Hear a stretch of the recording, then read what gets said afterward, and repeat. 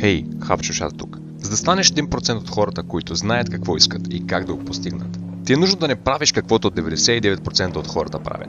Не ходи където те ходят, не чети каквото те четат, не говори както те говорят, но най-вече има и дестинация, буквално.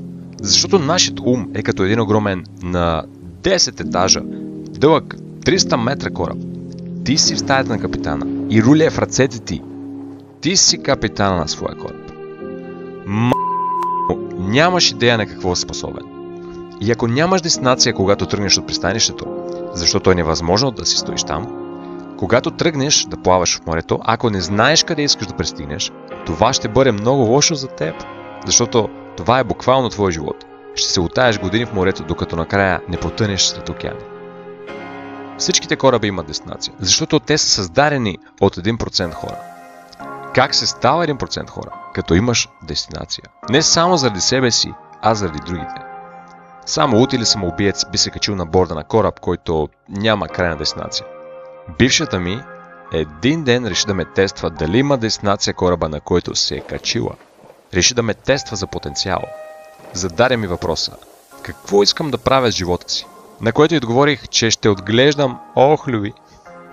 Тогава го сметнах за смешно, но и също така тогава нямах по-добър отговор, понеже нямах цел в живота си все още. Явно това оказа влияние, защото тя не дълго след това слезе от моя кораб. Обаче най-сладкото е да им видиш реакцията след 2 години, когато си станал 1% хора, а те сте зарязали, понеже нямаш потенциал. Може би ме мислите за луд, но казвам ви, колкото повече жени ви отрежат сега, толкова по-силно удоволствие ще изпитате в бъдеще. Не защото си надуват егото, а защото сте останали верни на себе си и сте постигнали това, което сте се заклели да постигнете. Знай какво искаш и каквото и да е това, което желаеш да постигнеш, съществува само един начин да го придобиеш без провал. А той е, като го разбиеш на части. Разбиваш го на дребно, колкото е нужно, ден след ден, час след час. Стъпка по стъпка да стигнеш до крайната дестинация. Толкова е просто. Не казвам, че е лесно, но е много просто. Не е ракетна наука, ще го обясня в един пример на мой приятел, който промени живота си за по-малко от година и влезе в 1% хора. Той работеше на 3 смени. Единствена му навик беше да се напива всяка селта. Общо взето не правеше нищо особено в живота си, освен да се оплаква колко е недоволен и колко го мързи. Мразеше работа си. Толкова много, че един ден си каза: край, не издържам повече. Няма да търпя тази проклета работа, нито ден повече. Напускам. Така внезапно напусна работа си. За щастие в случая живееше при техните и не му трябваше да се тревожи как ще си плати наема. И този мой приятел, той си постави цел.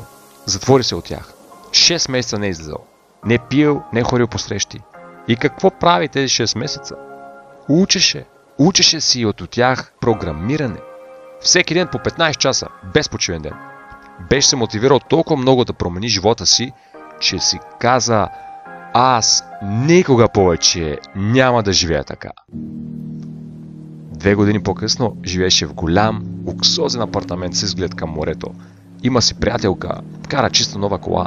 Работи за компания, която му плаща пъти много повече, отколкото предишната му работа. И сега се питам: как е възможно да се напиваш всяка селта, да мразиш живота си и да си от топ най-мързливите, а 2 години по-късно да живееш в къща на морето и да изкарваш 10 пъти повече пари? Явно някое чудо беше станало, не знам. Възможно ли е да ти се случи нещо в живота, което да те мотивира толкова много, че да преобърнеш живота си? Отговорът е: естествено! Преобръщаме изцяло посоката в живота си, благодарение на 2 емоции. Вдъхновение или безнадежност, която безнадежност се превръща в ярост. Емоциите могат да ни въздействат толкова силно, че да те пратят в рая, и също така емоциите могат да ти въздействат толкова силно, че да те унищожат, дори ако си на върха. Но аз днеска ви препоръчвам да влезете в 1% хора от вдъхновение, а не от безнадежност. И кой може да стане 1% хора? Всеки един човек, който си го пожелае. Кога може да стане 1% хора? Във всеки един момент, в който си го пожелае. Цитирам Джим Рон отново. Убийството е пример как във всеки един момент човек може да промени изцяло курса на живота си. Просто се случва да е от към негативната страна. Но както е възможно да промени живота си към негативната страна, абсолютно също може да се направи и към позитивната страна на живота. Във всеки един ден може да извадите лист хартия и да започнете да чертаете своята буквално вълшебна карта към успеха. Какво е това, което можеш да започнеш да правиш от утре? Което да промени здравословния, семейния, духовния, финансовия, любовния ти живот? Ще направя видео, за да ви покажа точно как се прави това. Ако намерихте полза в това видео, може да помогнете, като се абонирате и споделите това видео, за да мотивираме и помогнем на още много хора. Също така ви препоръчвам да харесате Хапче душата във Facebook или Instagram, понеже там ще публикувам новини за канала, предстоящи видеа и още много друга мотивираща, уникална, полезна информация, която не мога да публикувам тук и която не може да намерите и другаде. След като и това си казахме, искам да ви благодаря. И отново, бъдете неудържими за успех. Благодаря ви.